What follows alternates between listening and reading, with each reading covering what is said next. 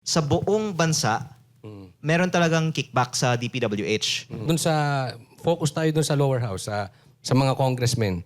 Ilang kayang porsyento? More or less lang ha, hindi naman natin pwedeng ma-eksakto yan eh.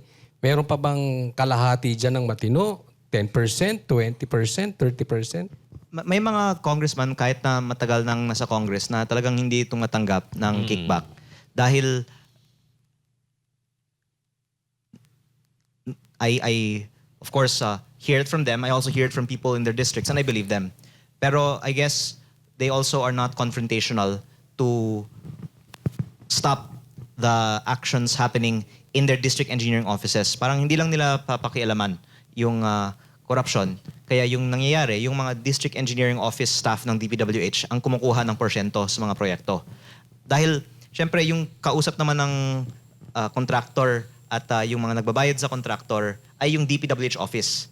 Depende na lang sa kanila kung may i-remit nila sa congressman. Kaya ako natanong kung ilang porsyento kasi para makita natin gano'n na ba kalalim talaga ang problema natin dun sa sistema. Pero ang point ko is actually, sa buong bansa, meron talagang kickback sa DPWH. The question lang is kung sa ilang mga distrito, may mga hindi nagre-remit sa congressman. Pero hindi pwedeng i-deny na may kickback sa lahat ng mga opisina ng DPWH sa buong bansa. At ang proof dyan, yung testimony mismo ni dating Yusek Roberto Bernardo. Pero in terms of in Congress, I guess there are many also who are not partaking in that themselves. But I think the problem for the whole flood control investigation is when you implicate a few members of Congress who have dealings with many members of Congress, talagang maraming mga madadawit dyan. And I am very curious to see in the next few weeks how they will file charges on a few who have dealings with many. And if eventually it will either mean that many will have to be involved or they will have to make some reason why not everyone Is it safe to will be say affected. na itong ghost projects, itong flood control projects anomaly, it started on the 19th Congress?